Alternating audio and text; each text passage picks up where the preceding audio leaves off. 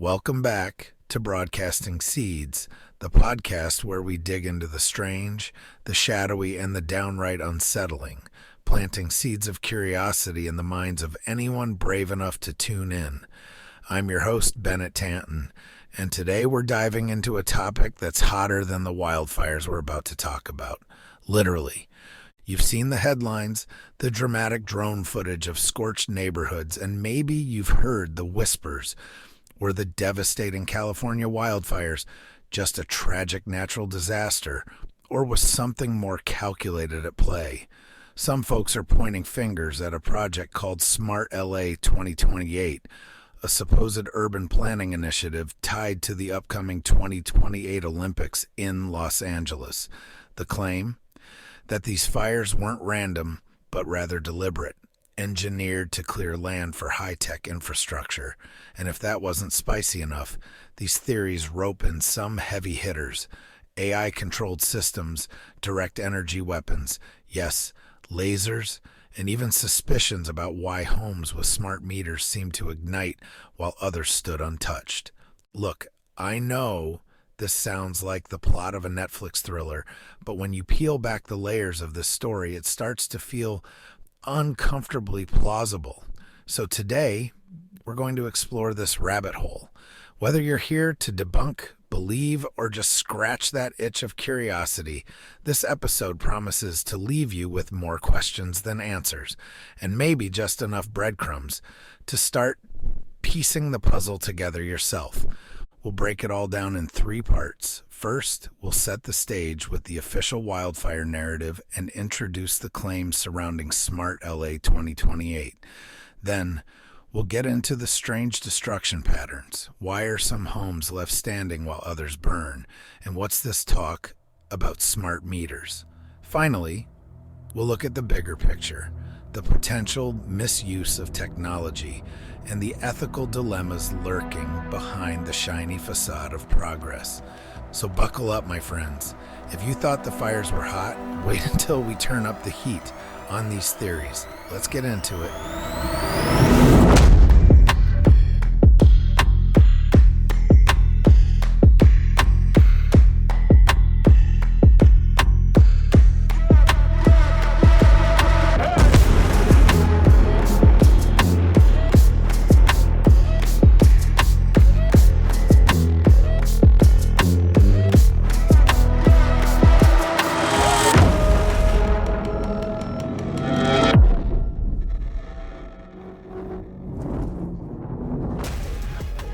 All right, let's start with what we know, or at least what we're told. California wildfires are no stranger to headlines.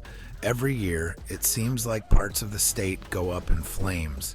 The official narrative pins the blame on a combination of factors: dry conditions, poorly managed forests, and the ever-present specter of climate change. Lightning strikes, downed power lines, and even careless campers with an illegal barbecue are often named as the culprits. Sounds logical, right? It checks out on the surface. But then there's this fire. Los Angeles, a sprawling urban jungle, didn't just see the outskirts burn. Entire residential neighborhoods were reduced to ash, while some buildings remained mysteriously untouched. Enter the theory from SmartLA 2028.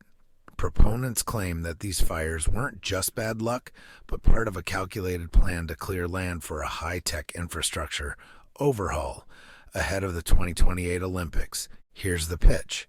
Los Angeles is on the verge of transforming into a smart city. It's a gleaming utopia where AI controls everything from traffic lights to public safety. Think sensors in every building, autonomous public transport, and environmental monitoring systems.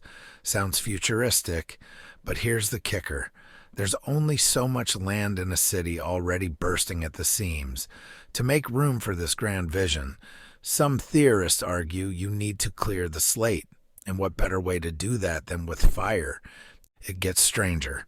Theories allege that the fires were strategically lit, not by your typical matchstick, and gasoline setup, but by direct energy weapons or DEWs. These are essentially high-powered lasers capable of igniting targets with pinpoint accuracy. Skeptics would laugh this off as sci-fi nonsense, but hold on, dues are real. The military has been developing and testing them for years. Sure, they're usually aimed at drones and missiles, not suburban homes, but the technology exists, and then there's the role of AI. Some believe that advanced algorithms could have been used to monitor weather conditions, identify vulnerable areas, and, in theory, direct these weapons or other ignition methods with chilling precision. These are systems designed for efficiency, no human error, no hesitation, just cold, calculated execution. Now let me pause here and say this. There's no concrete proof that any of this actually happened, but where there's smoke, pun fully intended, there's often fire. And when you look at the aftermath of these fires, things don't add up. Why did some homes burn to the ground while others, sometimes right next door, stayed completely intact? Why do satellite images show what appear to be straight, almost unnatural lines of fire in some areas? These questions are what light the spark, again, pun intended, for deeper investigation. Then we have the suspicious timing. The push for smart cities isn't new, but tying it to the Olympics creates a convenient deadline. Global events like this often serve as the catalyst for massive urban overhauls, and Los Angeles is no exception. Back in 1984, the city transformed for the Summer Games, though it didn't take out entire neighborhoods to do it. Could SmartLA 2028 be the modern version, but with a more sinister edge? So that's the setup. An official narrative that explains the fires in natural terms, and a counter-narrative suggesting something far more deliberate and advanced. But if this theory holds any water, it needs evidence, tangible, observable patterns that suggest intentional targeting. And that's exactly what we'll dig into next. Why are smart meters suddenly a hot topic in these claims, and what's with the peculiar way these fires spread?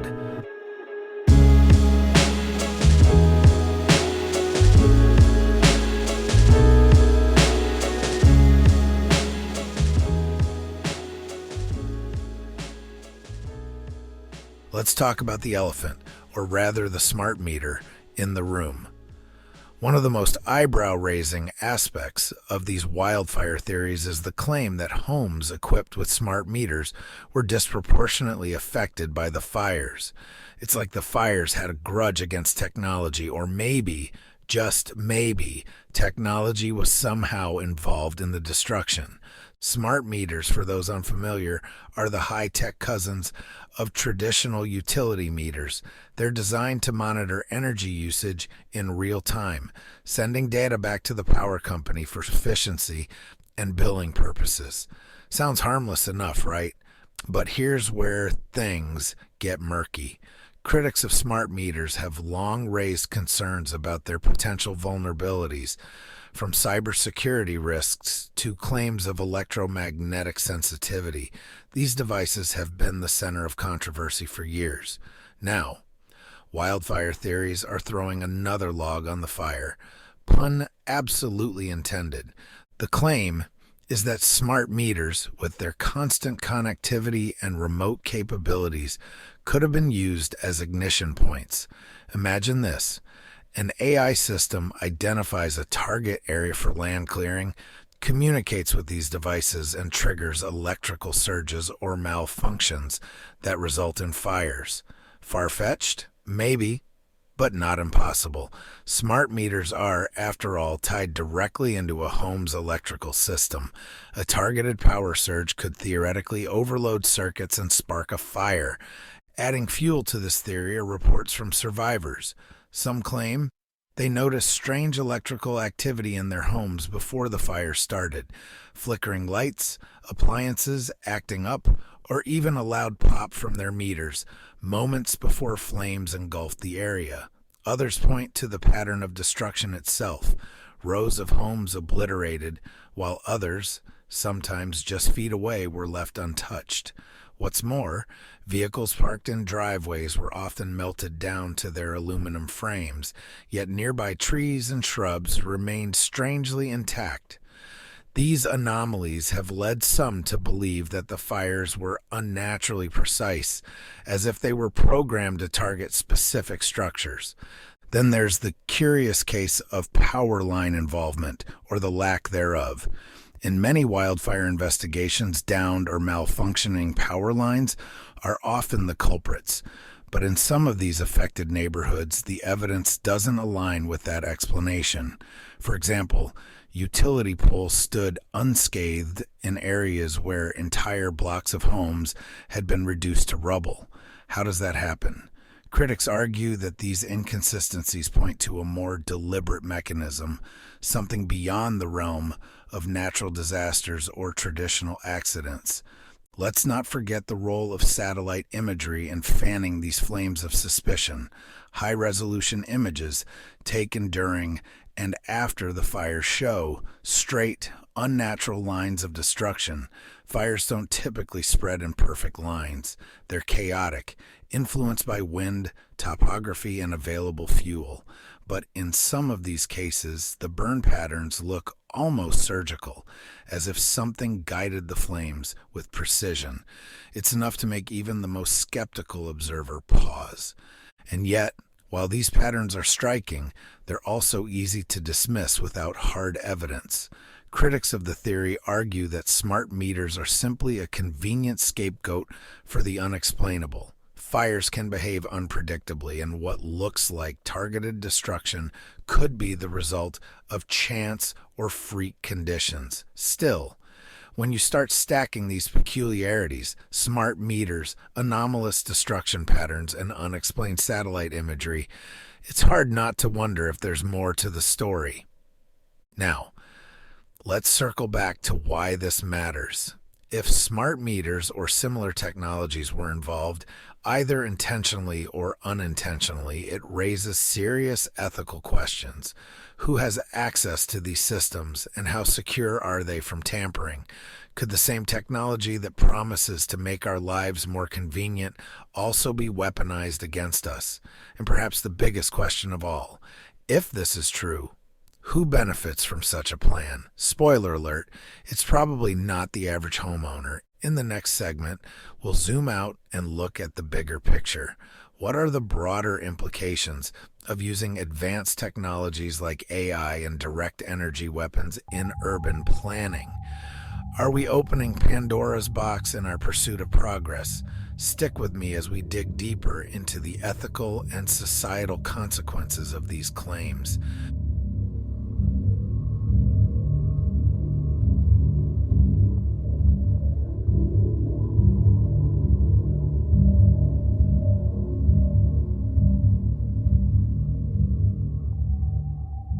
Let's zoom out and take a look at the bigger picture, because, as wild as it may sound, this isn't just about wildfires, smart meters, or even the 2028 Olympics. It's about something much larger: the ethical and societal implications of our growing dependence on advanced technology, especially when it's placed in the wrong hands, or even the right hands with the wrong motives. First, let's talk about the role of technology in urban planning. The idea of a smart city is seductive. Imagine a Los Angeles where traffic jams are eliminated, energy consumption is optimized, and emergency services respond faster than ever. Sounds amazing, right? But here's the catch. Smart cities rely on a massive web of interconnected systems, sensors, AI algorithms, and digital infrastructure that monitor, analyze, and, in some cases, control nearly every aspect of daily life. Now, when everything is working as it should, this kind of system can be a marvel of modern engineering. But what happens when these systems are misused or weaponized? The claims about the wildfires and SmartLA 2028 point to one unsettling possibility: that technology designed for good could be turned into a tool for destruction. Direct energy weapons, for example, weren't built to start neighborhood fires. They were developed for military defense. But as history has shown us, any technology can be repurposed, often in ways its creators never intended. And it's not just deuse we need to worry about. AI, for instance, is increasingly being integrated into systems that manage critical infrastructure, power grids, water supplies, even transportation networks. What if that AI is manipulated or programmed to serve a hidden agenda? A system that can optimize traffic flow could just as easily be used to block evacuation routes during a crisis. A network of smart meters that monitors energy usage could, in theory, be used to selectively shut down or overload homes. This brings us to the ethical dilemmas. At what point does the pursuit of progress become a threat to individual rights and freedoms? The idea of clearing land for a greater good, like the Olympics or a smart city, might sound reasonable in a boardroom, but on the ground, it means uprooting lives, destroying homes, and, in some cases, putting people in harm's way. And if these fires were indeed part of some grand plan, who gets to decide what sacrifices are acceptable? Spoiler: it's probably not the people who lost everything in the flames. There's also the issue of transparency, or the lack thereof. Large-scale urban projects like SmartLA 2028 often involve layers of bureaucracy, private partnerships, and decision-making that happens behind closed doors. This lack of accountability creates fertile ground for conspiracy theories to flourish. After all, when people aren't given clear answers, they start filling in the blanks themselves, and sometimes those blanks lead to some very uncomfortable truths. But here's the part that should really make us stop and think. This isn't just a Los Angeles problem. As cities around the world rush to adopt smart technologies, the same vulnerabilities and ethical questions are cropping up everywhere. Are we building a future that's truly sustainable and equitable, or are we just handing over more control to systems we barely understand? And let's not forget the spiritual dimension to all this. Call me old-fashioned, but there's something deeply unsettling about the idea of technology being used to manipulate nature or human lives in such a calculated way. It's almost like playing God, and history hasn't been kind to those who try. Whether you believe in divine justice, karma, or just the law of unintended consequences, one thing is clear. When we start using technology to shape the world to our will, we'd better be prepared for the fallout. So where does this leave us? Are the claims about the California wildfires and SmartLA 2028 true? Honestly, I don't know. But even if they're not, the questions they raise are worth considering. Because whether it's wildfires, smart cities, or the next big technological leap, the decisions we make today will shape the world we live in tomorrow. And if we're not careful, we might wake up one day and realize that in our rush to build a brighter future, we've burned away something far more valuable. Next up, I'll wrap things up with some final thoughts and a call to action. Stick with me.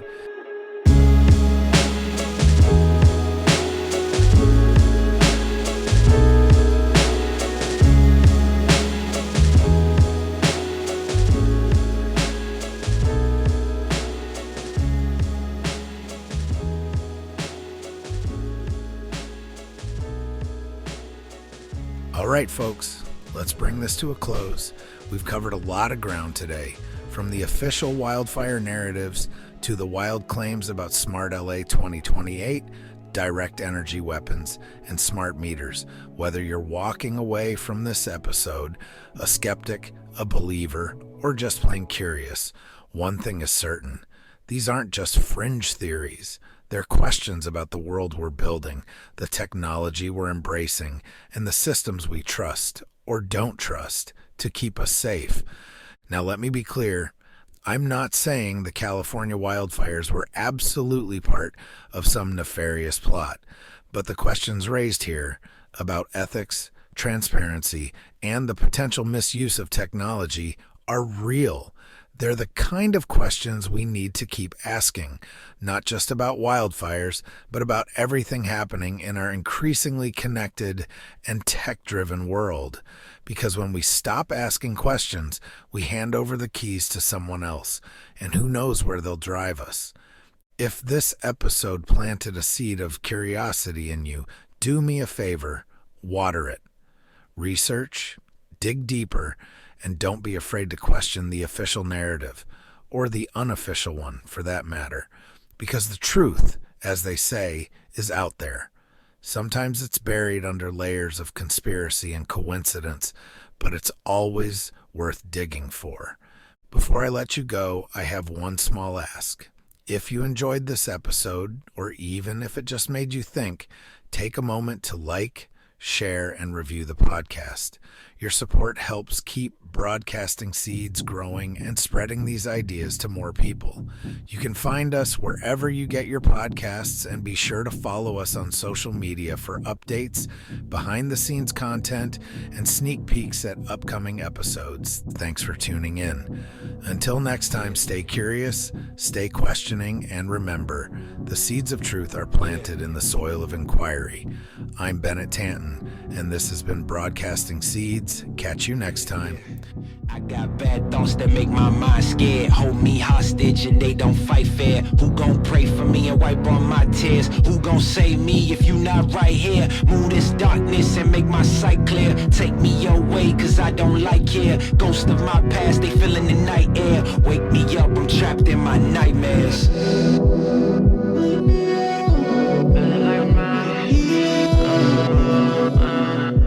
Wake me up, I'm trapped in my nightmares.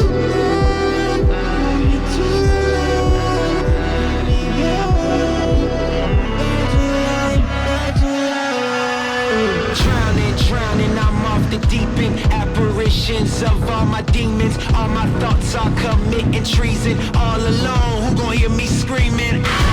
Manifestations of my fears. Regrets that stretched out for light years. Can almost touch the light, homie, it's right there. Body free but trapped in my nightmares. Wake me up, don't let me drown. All the lights are fading